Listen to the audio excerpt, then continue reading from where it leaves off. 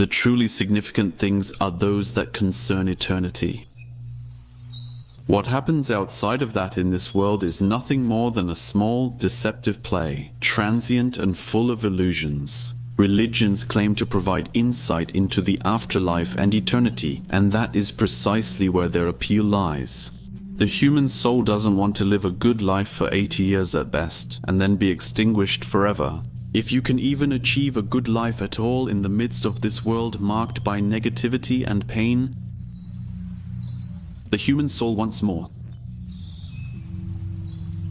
But even being annihilated would still be a better prospect than what awaits those who, from the perspective of monotheistic religions, do not accept the truth. That is the clearly plausible and logical motivation for dealing with things that concern eternity.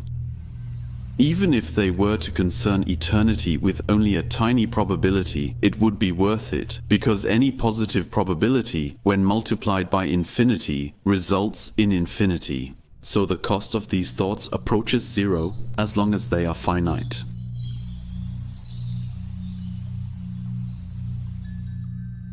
One of the most fascinating and widely discussed topics within prophetic traditions, the Dajjal is also known as the Antichrist. Not only in Islam but also in Christianity we find him as a central figure in connection with the return of Jesus. Many people curiously ask themselves, who will he be? How will he appear? When will he come? And what goal will he pursue? In Islamic traditions, there are clear and detailed descriptions about him. These detailed and seemingly bold prophecies, which have never been falsified so far and are therefore at least worth mentioning, are among the most important signs of the end times. Therefore, let's take a look at these fascinating traditions, which have been confirmed by the great scholars of Islam, to understand the truth about the Dajjal.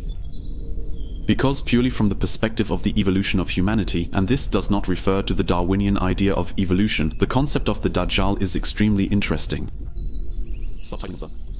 Throughout human history, there have always been people who surpassed everything before them in malicious abilities, people who surpassed everything before them in physical abilities. But then, the Dajjal is said to take it to a whole new level. So, at some point, a person will come whom all previous prophets have warned their companions about.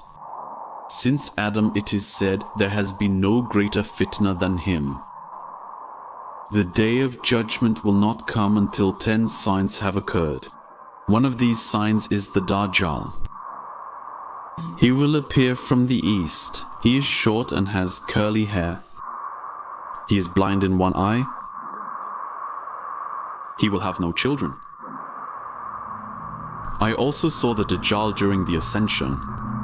He will claim to be God and many will believe him, blinded by his power and his miracles. But these miracles are only tests. He will be able to kill a person and bring him back to life. A great test for believers? Imagine this power that was given to him. He will promise wealth, water, food, and power, and the weak in faith will follow him. But believers will know he's lying. So the Dajjal is not a symbol, not a metaphor, and not an abstract concept. He is a human being, a single man who will appear at the end of times. Today, many people interpret the Dajjal as an idea, system, atheism, political power, or disbelief. All of that contradicts the authentic narrations. The statement is clear. Jesus and Mahdi, a descendant of Prophet Muhammad, will all appear in the same era. At that time, other well-known figures will also be present, for example, the Ashab Kev, known in Christianity as the Seven Sleepers of Ephesus. They will be the helpers of Mahdi. Furthermore, the barbaric people Jejud and Mejud, also known as Gog and Magog. They are said to be descendants of Japheth, the son of Noah, and through destruction and devastation, they will turn the earth into a catastrophic place. Each of them will have 1,000 children, and 9/10 of the jinn and humans together are said to belong to Gog and Magog. They are trying to break through the barrier, the wall that holds them back. When they finally break out, they attack the people who are hiding in the cities and buildings. They will eat the animals and drink the rivers dry. Jesus and his companions pray against them, whereupon sores will appear on them and they will all die in one night. Since archaeological research has found cities underground and marine fossils on hills, this does not mean that the wall behind which they are located must be openly visible today. Furthermore, a mysterious apocalyptic beast will appear, smoke will spread, and it will cause destruction among living beings. People will pray to God to be freed from this torment. According to the traditions, it can be assumed that humanity will live in an incredibly tormenting and evil world during this phase, like nothing ever experienced before. We have interesting, more detailed information. During Dajjal's time, believers' food will be the remembrance of God, like the angels' food. Allah the Exalted will satisfy their hunger through their remembrance. The Dajjal will travel across the earth, but there are two places he will never be able to enter, Mecca and Medina. His rule will not last forever. It is a temporary trial for the people. Eventually, Isa will descend from the heavens. He will track down the Dajjal and kill him. With this event, humanity's greatest temptation ends.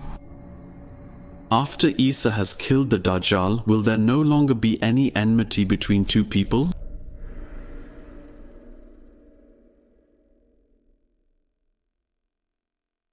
Another remarkable detail concerns the temporal dimension of these special days. The Hadith collections report that the Sahaba, or companions, asked the Messenger of God how long the Dajjal would stay on earth. The Prophet replied, "He will remain for 40 days. The first day will be like a year, the second like a month, the third like a week, and the remaining days will be like your regular days." Then someone might ask, how can a single day be as long as a year? The Earth's rotation is well known. These statements are meant literally and need no allegorical interpretation. Because when the Prophet said this, the companions asked, "O Messenger of Allah, will the prayer of a single day be sufficient for us on that day which lasts like a year?" The Prophet replied, "No, you will estimate the time yourselves and pray accordingly." This shows that this day will actually be extraordinarily long. Some scholars explain that in certain regions of the earth, such as at the poles where there are 6 months of day and 6 months of night, prayers and fasting are also regulated by estimating the times. That means you follow set hourly intervals, even if the day and night are unusually long. The Prophet further explained, when these three things appear, faith will no longer benefit anyone who did not believe before or did not gain any benefit from his faith. The rising of the sun in the west, the Dajjal and the mysterious beast that will appear. So when the Dajjal appears, there will be. Many will believe, but since extraordinary signs will have already appeared, faith will no longer be accepted. These prophecies are not myths, but clear warnings. They call on us to remain steadfast in faith and not to be deceived by false signs, material power, or supposed miracles. When the Dajjal appears, it will be too late to find the true faith. Faith must already be firmly established in the heart beforehand.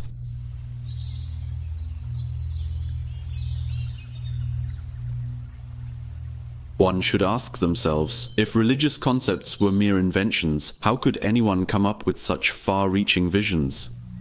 Precisely because these traditions possess a depth that goes far beyond the everyday, one should explore the essence of these prophecies. What kind of imagination and courage would be necessary to utter a prophecy of such magnitude? The traditions call on us to seriously question the meaning of life, our origins, and our destiny. And perhaps to seek answers that go beyond what is visible.